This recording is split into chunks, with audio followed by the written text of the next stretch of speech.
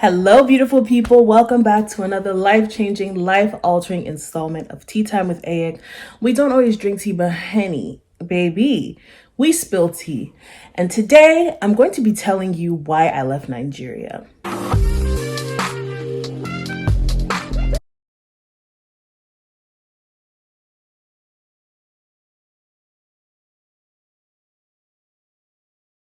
Okay, so first and foremost, if you're new to the channel, my name is Ayek. This is my channel. I talk about the plus size experience as a Black woman in the world. I also talk a lot about my move to Nigeria. In 2016, I moved to Nigeria. I'm a content creator, content producer, and I'm also a media presenter. I do radio, I do TV, I do it all. I'm a journalist, I'm a storyteller. But just put that all under media presenter for intents and purposes of my channel. Okay, so we've got a lot of filming to do today, and I decided that I'm going to give you guys a little story time. I know you guys love the little story times, and I'm gonna prep to film content for the channel. So first and foremost, a question I get frequently on my comments on YouTube is, are you in Nigeria? Babe, what's up? This place is looking a little too Caucasian. Where you at? Right now, I'm in America. I have been in America since March of last year. In case some of you are just joining us, some people who have been here are still kind of unsure. Yes, I am in America at the moment. So first of all, let's start with skincare, and let's start with why I came back to America. So I'm just gonna hold it up. Like I said, this is not a skincare channel. Y'all ain't here for the skincare, you're here for the tea. So I will link the stuff I use down below if you're interested. In March, actually end of February 2020, right around when the first COVID case came to Nigeria, that was around the same time that I got some information from my school, and I basically needed to come back to America to sort a lot of things out. So it was pretty short notice. Like, my job and stuff was looking at me like, girl, are you crazy? And mind you, I worked on the radio. So everybody was like, girl, so you just started, and I had just started in January. So everybody was like, are you serious? Or are you joking? Like, you're just going like that? I'm like, yeah, well, I got to do what I got to do. So I got back to America, and it was supposed to be a 6-week trip here. But when I was here, I just was on social media, and I saw that Nigeria closed their airports. That was the last week of March, I think the 26th or something.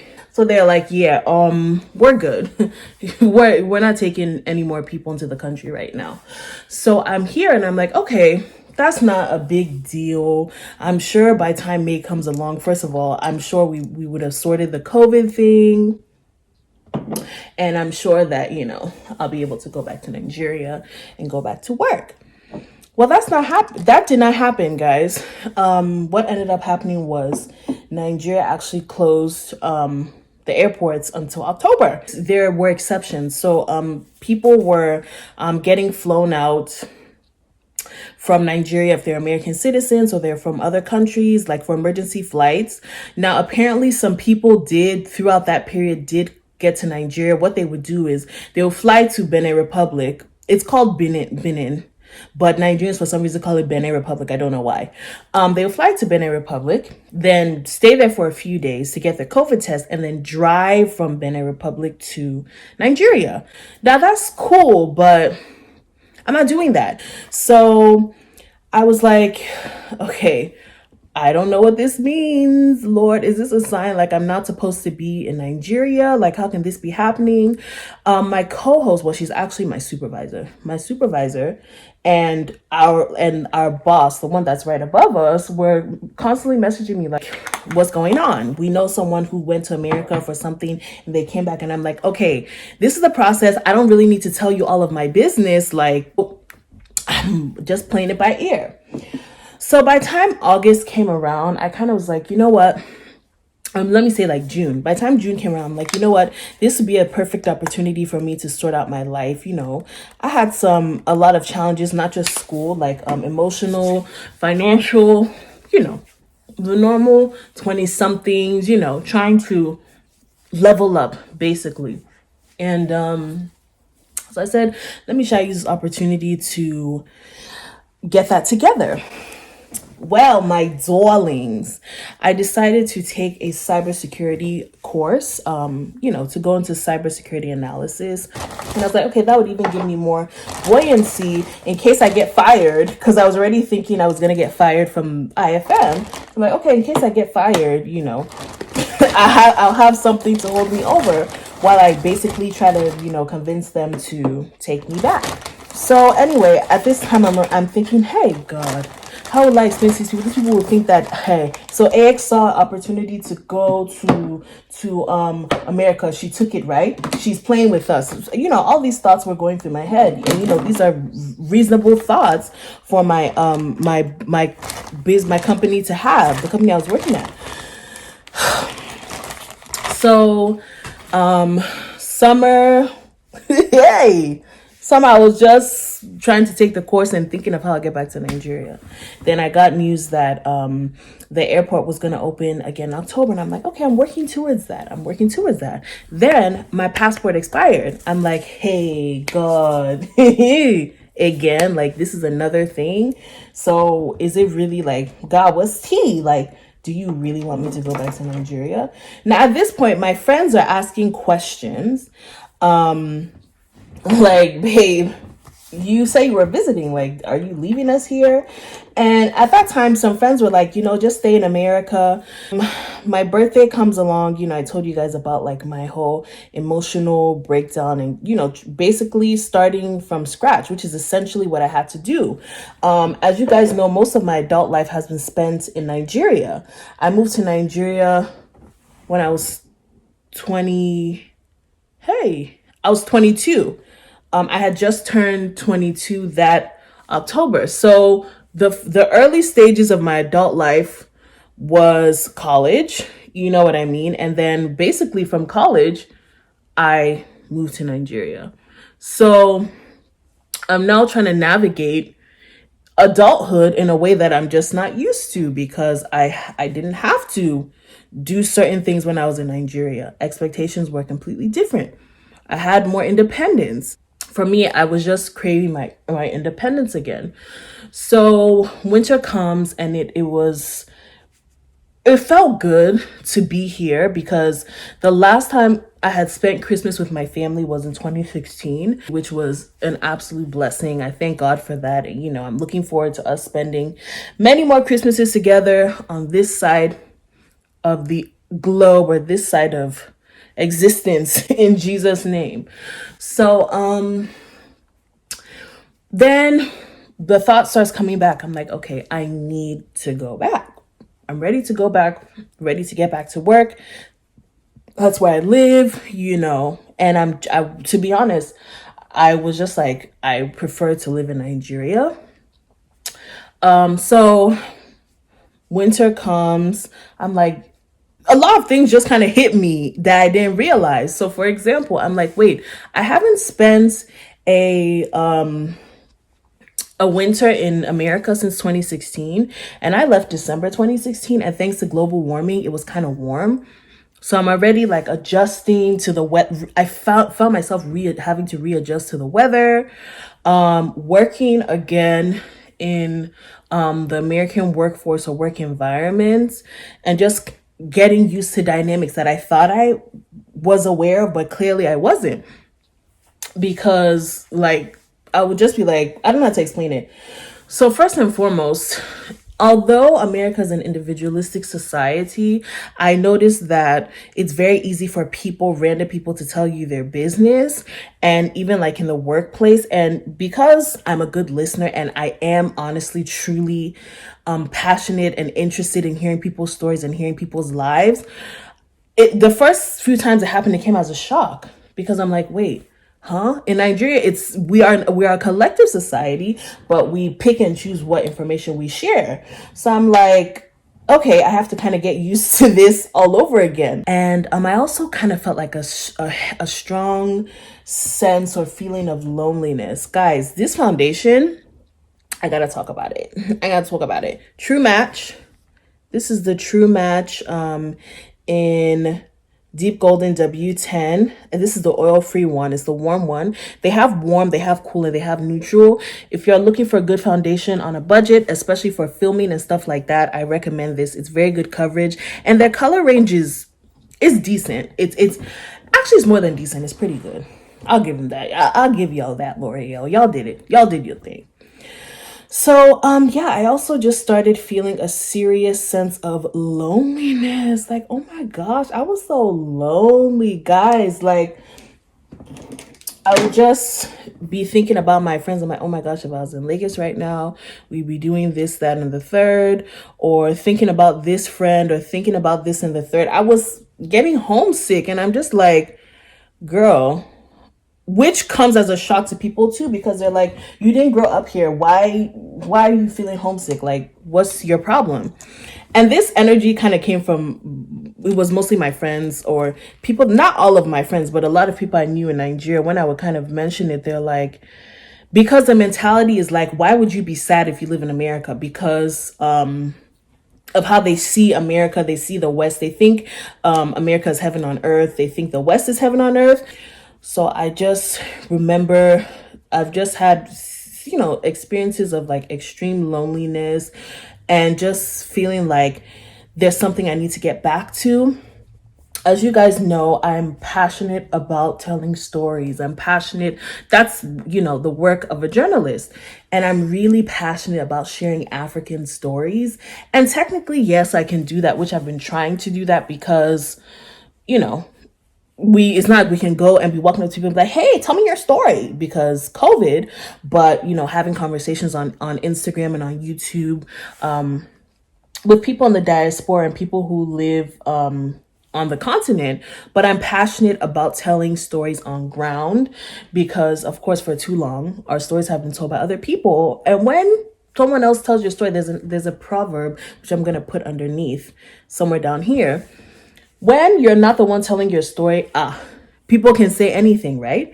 And that's not to say that our story is perfect, but either way, the good and the bad, I'm passionate about sharing the story. So I really want to be on ground to tell the story. So I was just like, oh, God. Anyway, so this is just first and foremost, before I move forward. Before I moved to Nigeria, I used to watch all of the returnees, like Folly Flow, the returnees, that's Buki, Yetunde, like a lot of people. And one thing I noticed from them was like, I think definitely Folly, because she did a collaboration with another content creator who moved from UK to Nigeria, and they were like, listen, there's going to be a time after your eyes have cleared, after you stop idolizing Nigeria, that you're going to be like, I'm trying to leave, I'm not trying to be here all the time. And I was like, it won't happen to me, it won't happen. But now I understand what they're saying. So when you've been used to a certain type of environment, you might want to like go back to that environment that you're used to. So this is like a complete side note, but for people who are thinking about going to Nigeria, living in Nigeria, be open to the fact that, you might feel the need or the desire, or you might have to come to America or the UK or France or wherever you grew up or spent a lot of time in, for a change of scenery, for health reasons, whatever. And it's not something to be ashamed of. I think initially I was so like, because I kind of, built a community around the fact that I live in Nigeria, and I'm like, how will I tell all these details? But, it is what it is. So keep that in mind when you're planning your relocation to Nigeria. Just know that, you're going to feel the need or the pull to want to come back to the West, and that's okay. It doesn't mean that your move or your relocation is invalid. You just might have a reason to, or like in my case, I had a reason to come. I had to come to sort out my education, my school stuff. So, what's next? What's next is that, hopefully sooner than later, I'm going to be back in Nigeria. We'll be back to the vlogs. I know you guys love the vlogs because, it shows you what life is like. And I love sharing that with you guys. So what I keep saying, I need to stop saying, it shows you what life is like, and that's really the goal of this channel. You know, I want to show my experiences through my lens, and one of them is really my experience going back to Nigeria or moving to Nigeria. So that content is coming. I'm going to take you guys along. We're going to go house hunting together. We're going to go to the airport together. We're going to be on a plane together. I'm going to show you every step of the way. I'm super excited. And I'm actually going to do a couple vlogs of prepping. I'm just so ready to get back. I've already put aside my clothes. You know, like I put the suitcase. I'm like, see you. This one, I'm taking this back to Nigeria. No, this one I'll keep here. This time the third. And I'm picking back up on business. I don't know if I probably didn't tell you guys this, but I do a lot of plus size resale, plus size reselling of clothes. I used to do it on my WhatsApp, and people were like, babe, how far? Like, if I didn't post for a couple of days, people be like, what's going on? What's the tea, girl? Because there's kind of a deficit. So in terms of plus size clothing, or it's more expensive if there's a designer, because don't get me wrong, the designers in Nigeria, the designers in Africa right now are killing it. But a lot of times, I can't speak for other countries, but I know in Nigeria, if we want the same piece or the same outfit as this person or as what we see on Instagram, we have to pay more, which is just not it. It's not fair. Or it's not cut right because they don't understand, like, hey, I may be a size 16, but I have big breasts. I may be a size 18, but my butt is flat. Do you know what I mean? So anyway, I say all this to say, I am also going to be going back to doing plus size reselling of clothing, curated pieces. It's not just going to be anything. What we like to curate our pieces. It's mostly workwear and formal wear, but I'm going to talk you guys through all of that. But if you do want to follow our page, it's called curvecode_ng. I don't remember, but I'm going to put it somewhere down there. So we're going to pick back up with that. And I'm just going to take you guys along for the journey. I'm super excited, but I'm also going to enjoy my time here because I was so busy, like, I need to go back to Nigeria. I need to get back to Nigeria. I need to get back to Nigeria, that there was some moments that I could have cherished more, could have appreciated more. I didn't realize how much, for example, how much of my relationship with my sister was like via the phone. So this being here with her, we had to, face some of our qualms. We had to take that thing head on. You feel me? So I need to just, enjoy this time. And also, I need to not feel bad about wanting to go back to Nigeria.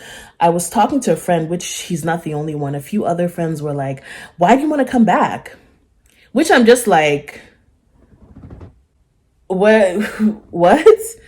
And I get where it's coming from, because these are people who have either left Nigeria or are leaving Nigeria. So I understand. They're like, me, that I'm trying to leave. Why do you want to stay? Which is generally the energy I get from certain people when I tell them that I lived in America and I moved to Nigeria. Yeah, that's the story, and I'm sticking to it. And like I said, I just want to enjoy my time here. Nigeria is definitely a place of, for me, is work, work, work. So I'm already thinking of everything that work-wise that needs to get achieved, how I'm going to do it. Already thinking about accommodation. I'm already thinking, do you want me to be honest with you? Do I want to go back to Lagos? I know. I never thought I would say that because of how much I love Lagos, despite the mad house that it can be at times. So yes, but I'm gonna take you guys along for all of that, guys. I can't find my brow gel, and I'm not really. I don't like doing my brows because I don't like my brows be looking like. It just is not it for me. So I'm gonna try a trick and hopefully it works. Okay, this is actually a good idea. Shout out to the Holy Spirit. The Holy Spirit was like, girl, give this a go. And it worked. So I think this is a good base. I'm just going to put on my lipstick, guys. And probably put on my earrings and start. I mean, I filmed this, but, film my other videos. Okay. All right, guys. So that is my get ready with me, which I know you didn't come for the makeup, though. So that's my story of what's going on with me, why I left Nigeria. It doesn't mean that I've left permanently. I will be back by the special grace of God. And I hope this helps anyone who's considering relocation or considering staying in Nigeria for a considerable amount of time. If you have any questions, feel free to ask. I'm an email away, a DM away, a comment away. I'll be more than happy to share my experiences. I'm not going to sugarcoat it, as you guys know. So yeah, thank you guys so much for watching once again. I love you all. I appreciate all of the support. God bless you guys. We are almost at 1,000. And even before we're at 1,000, still, God bless you guys. Thank you so much. I'm going to see you soon. Okay? Bye.